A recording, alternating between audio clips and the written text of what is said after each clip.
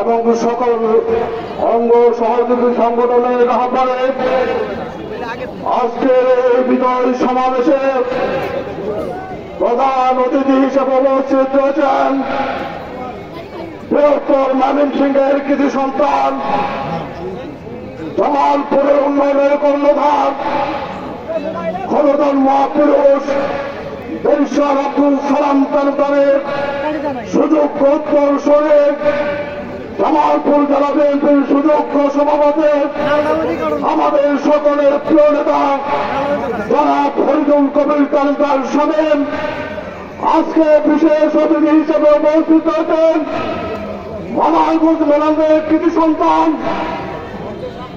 বিএনপির নির্বাহী কমিটির সহ সম্পাদক, আমাদের সকলের প্রিয় নেতা জনাব মুস্তাফিজুর বাবুল সহ মাদারগঞ্জ উপজেলা বিএনপির সম্মানিত নেতৃবৃন্দ, পৌর বিএনপির নেতৃবৃন্দ এবং সকল ইউনিয়ন এবং অঙ্গ সংগঠনের নেতৃবৃন্দ এবং পৌরসভার ওয়ার্ডের নেতৃবৃন্দ, আসসালামু আলাইকুম।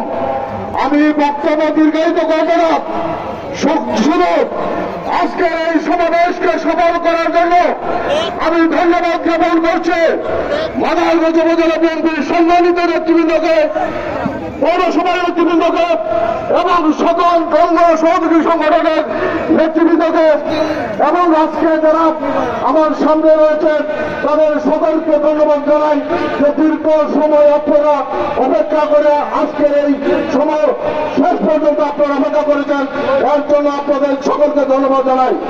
প্রিয় ভাই আমার, আজকের এই সমাবেশ এটা বিজয়ের সমাবেশ, এটা মাদারগঞ্জের জন্য বিজয়ের সমাবেশ।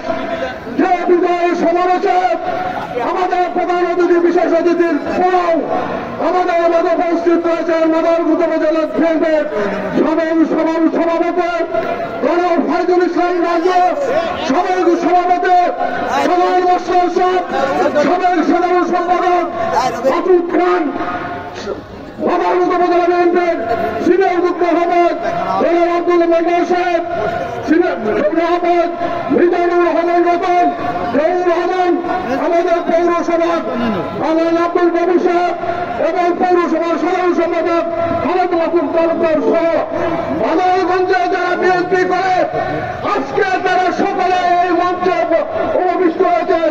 কাজে আমি মনে করি যে মাদারগঞ্জে বিএনপির জন্য আজকে একটা বিজয় সমাবেশ, এই সমাবেশটাকে আজকে আপনাদের সকলকে ধন্যবাদ জানাই। আগামী দিনে আমরা যে সকল কর্মসূচি আসবে আমরা মাদারগঞ্জের বিএনপির সকল পর্যায়ে নেতা করলে আমরা একসাথে সেই সকল কর্মসূচিকে বাস্তবায়ন করব। আজকে আপনাদেরকে সমাজ দিতে হবে। আজকে আগামী সংসদ নির্বাচনে আমরা সকলে ঐক্যবদ্ধ থেকে আমরা যারা মুস্তাফিজুর বাবু সাহেবকে এমপি বানিয়ে ওই জাতীয় সংসদকে পদে বানাবো, এই আশাবাদ ব্যক্ত করে সকলকে আবারও ধন্যবাদ জানিয়ে আমি আমার বক্তব্য শেষ করছি। খোদা হাফেজ। বাংলাদেশ জিন্দাবাদ।